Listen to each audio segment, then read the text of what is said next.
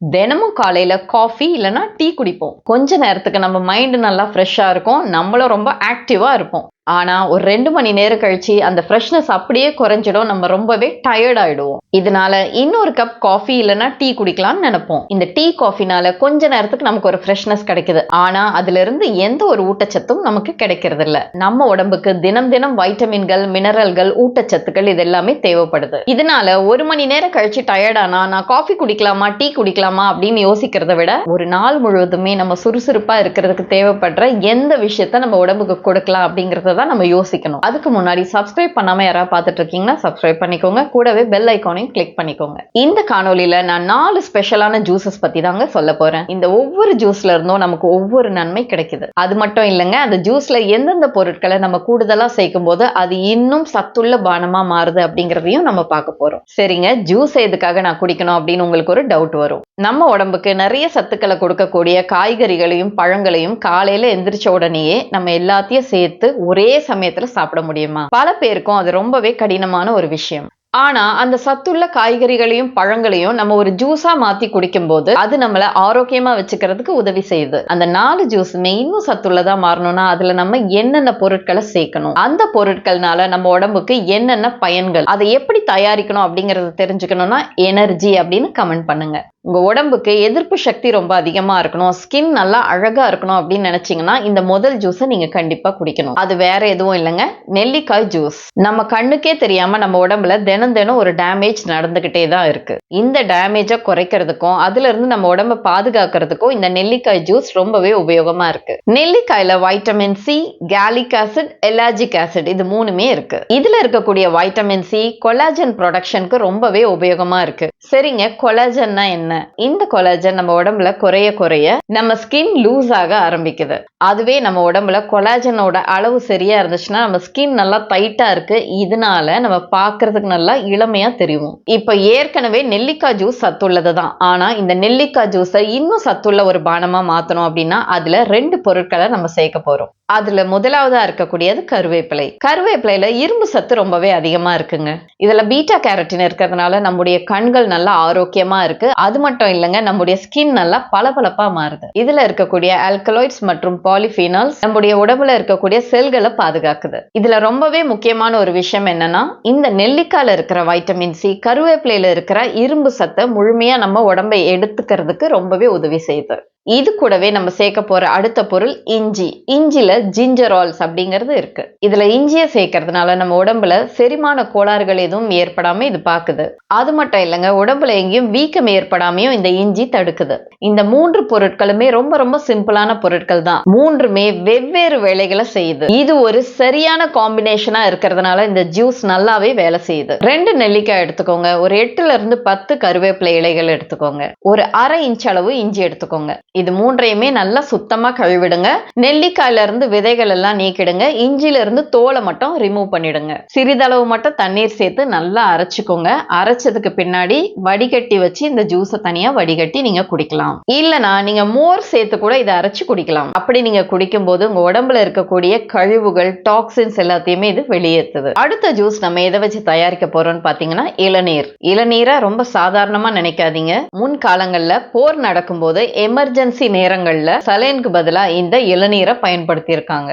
யோசிச்சு பாருங்க, அப்ப எவ்வளவு சக்தி வாய்ந்தது இந்த இளநீர். இளநீர்ல பொட்டாசியம், மெக்னீசியம், சோடியம் இது 3மே இருக்குங்க. இந்த 3மே நம்ம தசைகள் நல்லா சுருங்கி விரியறதுக்கு தேவையான அந்த சக்தியை கொடுக்குது. சரிங்க, இந்த இளநீர் கூட எந்த ஒரு பொருளை சேர்க்கும் போது அது இன்னும் பயனுள்ள ஒரு பானமா மாறுது அப்படிங்கறத பார்க்கலாம். இளநீர் கூட நம்ம சேர்க்க போற அந்த பொருள் சப்ஜா விதைகள். இந்த சப்ஜா விதைகள்ல கரையக்கூடிய நார் சத்து இருக்குங்க. சப்ஜா விதைகளை இளநீரோட நம்ம சேர்த்து சாப்பிடும் போது ரொம்ப நேரத்துக்கு நம்ம வயிறு நல்லா ஃபில்லான ஒரு உணர்வே இருக்கு. இதனால நமக்கு சீக்கிரமாவே பசி ஏற்படாது.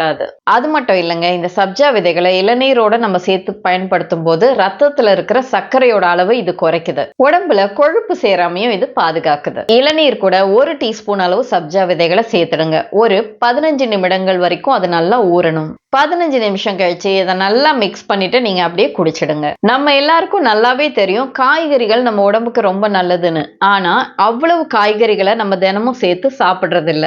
அதனால அடுத்ததான் நான் சொல்ல போற இந்த ஜூஸ் கிரீன் ஜூஸ். இது காய்கறிகளை சேர்த்து நம்ம செய்ய போற ஒரு ஜூஸ். இந்த கிரீன் ஜூஸ்க்கு நம்ம முதலாவதா பயன்படுத்த போறது வெள்ளரிக்காய். வெள்ளரிக்காயில நீர் சத்து அதிகமா இருக்கு. அது மட்டும் இல்லைங்க, இதுல பொட்டாசியம் மற்றும் வைட்டமின் கே இருக்கு. இது ரெண்டும் சேர்த்து நம்முடைய எலும்புகள், நரம்புகள், தசைகள் இது எல்லாத்தையும் உறுதியாக்குது. அடுத்ததா நம்ம பயன்படுத்த போறது பாலக்கீரை. இந்த பாலக்கீரையில இரும்பு சத்து, ஃபோலேட், விட்டமின் ஏ மற்றும் விட்டமின் கே இருக்கு. அடுத்ததா நம்ம சேர்க்க போறது புதினா. இந்த புதினால மென்தால் அப்படிங்கிறது இருக்குங்க. இந்த மென்தால் இருக்கிறதுனால நம்முடைய உடலை அது குளிர்ச்சி தன்மையோட பாதுகாக்குது. இதுல இருக்கக்கூடிய வைட்டமின் ஏ நம்முடைய ஸ்கின்னை நல்லா பளபளப்பா ஆக்குது. அது மட்டும் இல்லைங்க, இதுல இருக்கக்கூடிய வைட்டமின் சி நம்முடைய எதிர்ப்பு சக்தியை அதிகரிக்குது. அடுத்ததா நம்ம இதுல சேர்க்க போறது ஒரு ஆப்பிள். ஆப்பிள நம்ம இதுல பயன்படுத்துறதுனால இயற்கையான ஒரு இனிப்பு இந்த ஜூஸ்க்கு கிடைக்குது. இந்த ஆப்பிள் கெட்ட கொலஸ்ட்ராலான எல்டிஎல் நம்ம உடம்புல அதிகமா சேராம பாதுகாக்குது. அது மட்டும் இல்லைங்க, நம்முடைய குடல் நல்ல பாக்டீரியாக்கள் அதிகமா உருவாகிறதுக்கும் இது பயன்படுது. கடைசியா நம்ம சேர்க்க போறது இஞ்சி. நம்ம உடம்புல வீக்கம் எதுவும் ஏற்படாமையும் இந்த இஞ்சி நமக்கு பாதுகாப்பா இருக்கு. சரிங்க, இந்த கிரீன் ஜூஸை இன்னும் கொஞ்சம் சத்துள்ளதா மாத்தணும் அப்படின்னா நம்ம இதுல எலுமிச்சை சாறு சேர்க்க போறோம். இந்த ஜூஸ்ல நம்ம பயன்படுத்தி இருக்கிற காய்கறிகள்ல இருந்து இரும்பு சத்து நமக்கு முழுமையா கிடைக்கணும்னா இந்த எலுமிச்சை சாறுல இருக்கிற வைட்டமின் சி அதுக்கு பயன்படுது. ஒரு வெள்ளரி எடுத்துக்கோங்க, ஒரு கைப்பிடி அளவு பாலக்கீரை எடுத்துக்கோங்க, ஒரு சிறிய கைப்பிடி அளவு புதினா சேர்த்துக்கோங்க, பாதி ஆப்பிள், அரை இன்ச் அளவு இஞ்சி, ஒரு பாதி லெமன் எடுத்து வச்சுக்கோங்க. எல்லா காய்கறியும் பழங்களையும் நல்லா சுத்தமா கழுவிடுங்க. அதன் பிறகு ஒரு மிக்ஸி ஜார்ல போடுங்க. எலுமிச்சை பழத்தை மட்டும் அதுல சேர்க்காதீங்க. மற்றதெல்லாம் சேர்த்து நல்லா அரைச்சிட்டு அதுல இருக்கக்கூடிய ஜூஸை மட்டும் தனியா எடுத்துட்டு அதுல இந்த எலுமிச்சை சாறை புழிஞ்சிட்டு நீங்க குடிங்க. கடைசியா இருக்கக்கூடிய அந்த ஸ்பெஷல் ஜூஸ் வெண்பூசணி சாறு.